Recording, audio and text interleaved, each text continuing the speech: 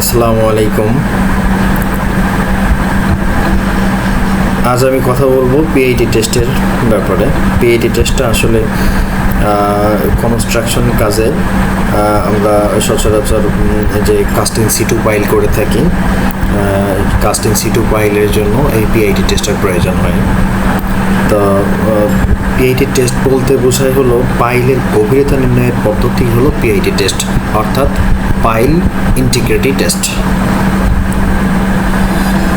আমরা কেন এই পিআইটি টেস্টটা করে থাকি? পিআইটি টেস্ট করার কারণ হলো নির্মাণ কাজের বিভিন্ন ত্রুটির কারণে পাইল ডিজাইন যে লেন্থ আছে সে ডিজাইন লেন্থ পর্যন্ত, উপযুক্ত লেন্থ পর্যন্ত এটা পৌঁছাইতে পারে না। বিভিন্ন ত্রুটি বিচ্যুতি আছে, মানে হয়তো বা দেখা গেছে যে মাটি দুই পাশ থেকে মাটি চাপা পড়ে গেছে, বা প্রপারলি টাইমলি মেনটেন করে কাস্টিং না করার কারণে হয়তো বা পাইলের যে লেন্থ, এই লেন্থটা কার্যকারী উপযুক্ত পর্যায়ে হয়তো পাইলটা পৌঁছতে পারে না। সেই জন্য এই পাইলটা ঠিক উপযুক্ত পর্যায়ে পৌঁছাচ্ছে কি না এইটা চেক করার জন্যই এই পরীক্ষাটা করা হয়, পিআইটি টেস্টটা করা হয়। এই পিআইটি টেস্ট করার জন্য এই কাস্টিংয়ের 7 দিন পরে আমাদের এই টেস্টটা করা যাবে, অথবা 75% ডিজাইন স্ট্রেংথ যখন আসবে তখন আমরা এই টেস্টটা করতে পারবো। আর এই টেস্টটা করার জন্য আমাদের কিছু ইনস্ট্রুমেন্টের প্রয়োজন হবে, হ্যামার দরকার হবে, একটা ল্যাপটপ দরকার হবে, একটা সেন্সর দরকার হবে, আর তার মাধ্যমে আমরা এই পিআইটি টেস্টটা করতে পারবো আর কি।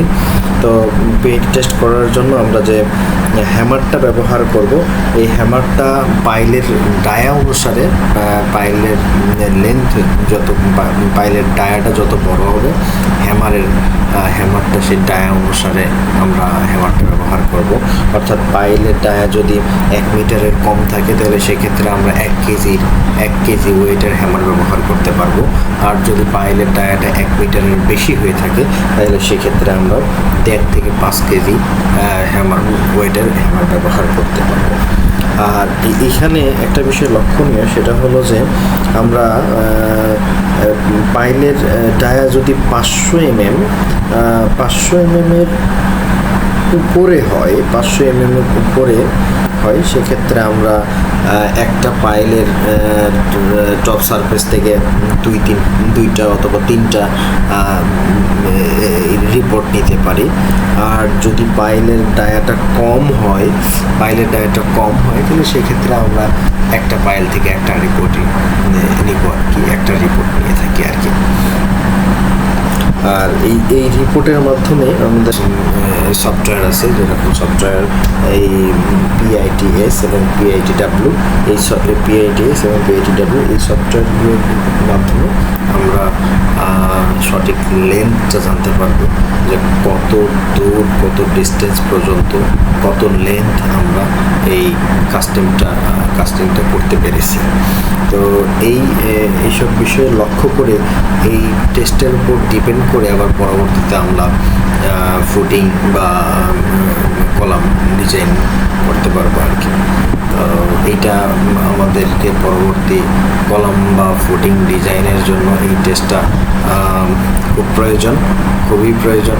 কারণ এখন দেখা গেছে যে আপনি একটা পাইল কাস্টিং করতেছেন, কিন্তু তারপরে আপনি বুঝতে পারলেন না আপনার ঠিকাদার বা আপনার কন্ট্রাক্টর আপনাকে কতটুকু পর্যন্ত আপনার পাইলটা প্রপারলি পৌঁছেছে কিনা, আমাদের ডিজাইনের যে লেন্থ পর্যন্ত পাইলটা পৌঁছানোর কথা সেই পর্যন্ত পৌঁছাছে কিনা।